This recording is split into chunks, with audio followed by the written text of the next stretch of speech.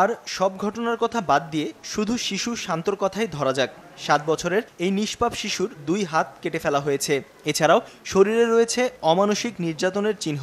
শিশুটির মতে এ পাশবিক কাণ্ড ঘটিয়েছে তারই সৎ বাবা। এটি একটি বিচ্ছিন্ন ঘটনা হলেও সাম্প্রতিক সময়ে শিশুদের প্রতি সহিংসতার অনেকগুলো ঘটনায় তাদের নিরাপত্তার বিষয়টি আলোচনায় এসেছে। শিশু নির্যাতনের মধ্যে অন্যতম হলো পড়াশোনা বা অন্য কোনো কারণে বাবা মার নির্যাতন, স্কুলে শিক্ষকদের নির্যাতন ও অসদাচরণ, শিশু গৃহকর্মীর ওপর শারীরিক ও যৌন নির্যাতন, প্রেমে প্রতারিত হয়ে যৌন হয়রানি সহ সমাজের বিভিন্ন ক্ষেত্রে যৌন হয়রানির শিকার হওয়া। বিশেষজ্ঞরা বলছেন, শিশুদের প্রতি নিষ্ঠুর আচরণ সমাজে শুধু অপরাধ প্রবণতা বৃদ্ধি নয়, মানসিক বিকৃতি ও সামাজিক মূল্যবোধ অবক্ষয়েরও ইঙ্গিত দেয়। একটা হচ্ছে সামাজিক মূল্যবোধের তো অবক্ষয় হয়েছেই, তার মধ্যে মানবিক কোনো মূল্যবোধ নেই, সামাজিক কোনো মূল্যবোধ নেই, এবং তার মধ্যে আপনি যেটা বললেন যে একটা পারভার্সন, একটা বিকৃতি তো অবশ্যই রয়েছে।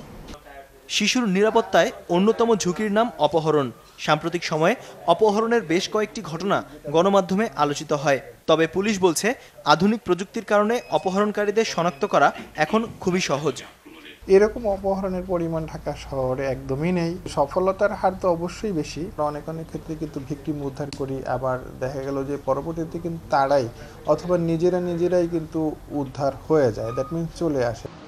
আজকের শিশুদের ওপরই নির্ভর করছে দেশের ভবিষ্যৎ। ভালো মানুষ হিসেবে গড়ে তোলার জন্য শিশুদের স্বাভাবিক ও আনন্দপূর্ণ শৈশব নিশ্চিত করা জরুরি।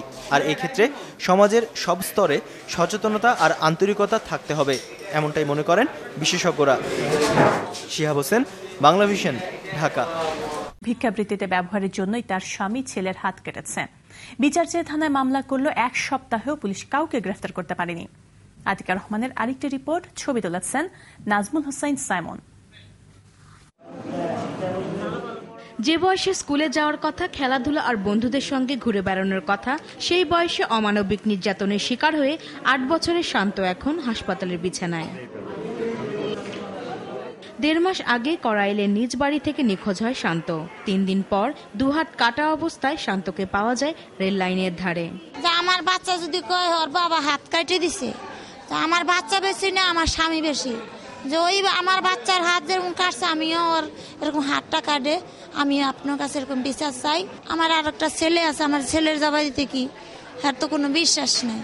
নারকীয় দৃশ্য যেন মধ্যযুগীয় বর্বরতাকেও হার মানায়। ভাবতেও অবাক লাগে, ফুটফুটে শিশুটির ওপর নির্মম নির্যাতন চালিয়েছে পাষণ্ড বাবা।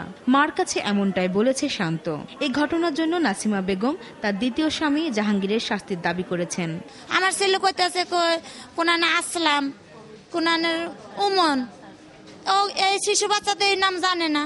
নিশ্চয় আমার ছেলের যে হাত কাটছে কোন একটা অন্য ডিস্ট্রিক্ট নিয়ে ভিক্ষা করাইতে, আমি এরকম তার বিচার চাই। এই ঘটনায় স্বামীর বিরুদ্ধে বনানী থানায় মামলা করেছেন নাসিমা। পুলিশ বলছে, সর্বোচ্চ গুরুত্ব দিয়ে মামলা তদন্ত হচ্ছে।